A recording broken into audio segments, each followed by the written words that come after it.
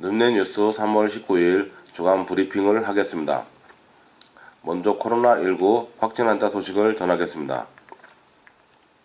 이번 주 누적 코로나19 확진 환자 수를 보면 경기도 244만 5,654명, 인천광역시 56만 5,306명, 광명시 5만 7,606명, 부천시 13만 9,150명, 시흥시 10만 488명입니다. 지난 한 주간 경기도 77만 301명, 인천광역시 14만 6,136명, 광명시 17,070명, 부천시 4만 5,315명, 시흥시 3만 1,422명 발생했습니다. 코로나19 방역 지침이 소폭 완화됐습니다. 3월 21일부터 8일까지 모일 수 있습니다. 다음 주간 핫 이슈를 보겠습니다. 첫 번째, 생활권으로 본 수도권 지역 분포도, 시흥시는 특이한 지역. 두 번째, 4월부터 자동차 검사 지연 과태료 2배 상향. 세 번째, 도 청소년 생활장학금 신청 접수 연간 70만에서 100만원 지급. 마지막으로 외신 소식을 보겠습니다. 6일 지방선거 시흥시장 후보군 양당 0.2% 초박빙. 자세한 내용을 보겠습니다. 첫 번째, 생활권으로 본 수도권 지역 분포도, 시흥시는 특이한 지역. 경기도는 대체로 동부와 서부보다는 한강을 기준으로 남부와 북부를 구분한다. 이러한 지역적 특성에 따라 경기도청은 수원과 의정부 두 곳에 청사를 두고 있다.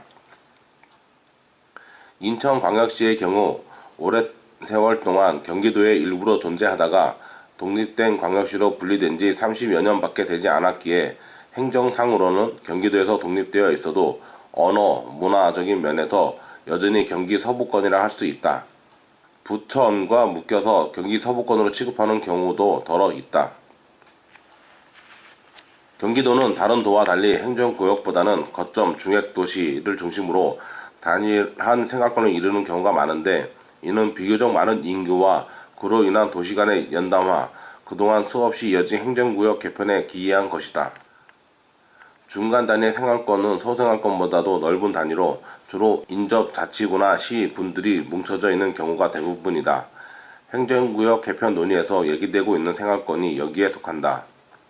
서울시 자치구 통폐합 논의는 사실상 중생활권에 따라 통폐합하여 자치구 수를 간소화하자는 주장.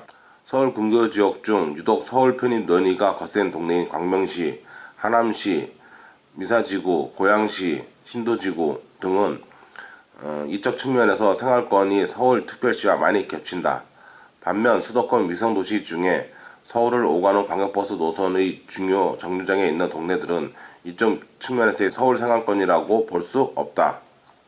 행정구역 개편 문서에서 언급된 도 폐지 개편안은 도를 중생활권에 따라 여러 개의 광역시로 나누자는 논의다. 중간 단위의 생활권은 중고교 학군, 오락시설, 하위, 서울 영등포권, 경기 광명시, 경기 안양시, 군포시, 의왕시, 과천시, 경기 구리시, 남양주시, 인천 부평구, 경기 부천시, 대구 수성구, 경북 경산시 등의 경우처럼 동일한 중생활권에 속해 있지만 행정구역이 분절된 지역에서는 행정구역 개편 담론에서 끊임없이 통합론이 제기되는 편이다. 반면에 경기 시흥시처럼 행정구역만 하나이지 중생활권이 부천, 인천, 안산, 광명, 안양으로 분절된 지역에서는 분할론이 때때로 나온다. 영등포 생활권, 의정부 생활권, 강남 생활권, 부천 생활권, 원 인천 생활권, 안양 생활권 등은 보통 중생활권으로 분류한다. 서울특별시의 경우 중생활권을 크게 나누면 강북 서부권, 강북 동부권, 영등포권, 강남권으로 나뉘나 중생활권을 자잘하게 나누면 대체적으로 서울시내 11개 합군 구분과 비슷하게 나누어진다. 두 번째, 4월부터 자동차 검사 지원 과태료 2배 상향. 부천시는 자동차 관리법 개정으로 오는 4월 14일부터 자동차 검사 지원과 과태료를 상향 조정하고 장기간 검사 미이행 시 운행 정지 명령을 시행하는 등 자동차 검사에 대한 행정 제재가 강화될 예정이라고 밝혔다.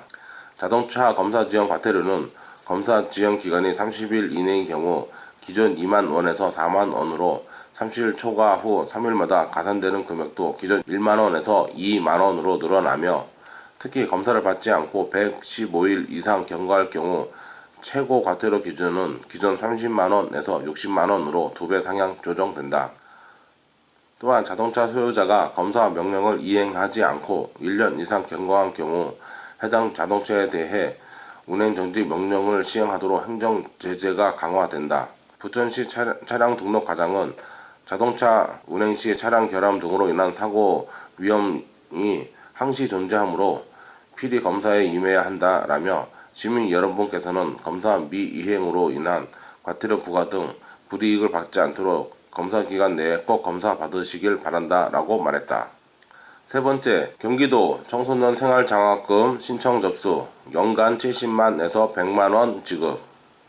경기도가 경제적으로 어려운 도내 중고등학생과 학교 밖 청소년에게 연간 70만에서 100만원의 장학금을 지급하는 경기도 청소년 생활장학금 신청자를 3월 14일부터 25일까지 모집한다. 경기도 청소년 생활장학금은 경제적으로 어려운 도내 중고등학생과 학교 밖 청소년 중 국민기초생활수급자, 법정 차상위 계층, 긴급복지 또는 경기도형 긴급복지 대상자, 평생교육시설 재학생을 선정해 연간 중학생에게 70만원, 고등학생에게 100만원을 4월과 9월에 절반씩 지급하는 내용이다. 올해 지원 규모는 총 1만 402명으로 중학생 4,702명, 고등학생 5,182명, 학교 밖 청소년 518명이다. 신청을 원하는 청소년과 부모는 주민등록 소재지인 읍면동 행정복지센터에서 신청하면 된다. 생활장학금 관련 자세한 문의는 시, 군, 청소년 담당 부서 및 관할 읍면동 행정복지센터로 문의하거나 경기도 또는 시, 군 누리집 공고문을 참고하면 된다. 최홍규 경기도 청소년 과장은 경기도는 2004년부터 복권기금을 재원으로 한 생활장학금을 매년 지원해 오고 있으며 청소년 자립 지원을 위해 지속적으로 노력하겠다라고 말했다. 다음 외신 소식을 보겠습니다. 6월 1일 지방선거 시흥시장 후보군 양당 0.2% 초박빙. 앞으로 다가올 6일 지방선거에서 현재 거론되고 있는 양당의 후보들 중 어느 누구도 우세를 점칠 수 없다는 여론조사 결과가 나와 주목을 끌고 있다. 중부일보가 의뢰하고 데일리 리서치가 3월 10일부터 12일까지 4월 동안 시흥시에 거주하는 만 18세 이상 남녀 501명을 대상으로 실시한 여론조사에서 장제철 국민의힘 시흥시 당협위원장이 28.2%로 현 시흥시장인 임표택 시장 28.0%를 오차범위 안에서 0.2% 앞서는 결과가 나왔다. 앞서 3월 9일 치러진 대통령 선거에서 시흥시는 더불어민주당이 국민의힘보다 16.8%나 더 득표한 지역이었고 과림동을 제외한 모든 지역구에서 앞선 터라 이번 여론조사 결과는 각 당 관계자들이 시민들도 당혹스러운 수치였다. 잘 모르겠다라는 대답과 적합 후보가 없다는 응답이 30%가량 차지하고 있는 가운데 아직은 섣부른 판단을 하는 건 무리라는 지적이 있지만 그렇다 하더라도 이번 조사에서 정당 지지도의 변화는 유의미하게 지켜볼 대목이다. 앞서 밝힌 대선 결과에서 시흥시는 거의 모든 지역구가 민주당 우세였다. 하지만 불과 일주일 차이로 조사된 이번 여론조사에서는 두 당의 지지율이 더불어민주당 40.2%, 국민의힘 40.9%로 그야말로 깻잎 한 장 차이의 결과를 보였다. 여론조사의 시흥시장 후보군 적합도를 자세히 살펴보면 장제철 국민의힘 시흥시 당협위원장 28.2%, 임병택 시흥시장 28%, 이동현 경기도의회 의원 4.7%, 이현수 전 시흥시장 4.3%, 곽영달 시흥시청 경제활성화 전략본부장 3.6%로 나타났으며 적합한 후보가 없다는 9.2%, 기타 후보 1.7%, 잘 모르겠다 20.4%였다. 이상 늦는 뉴스 주간 브리핑을 마칩니다. 감사합니다.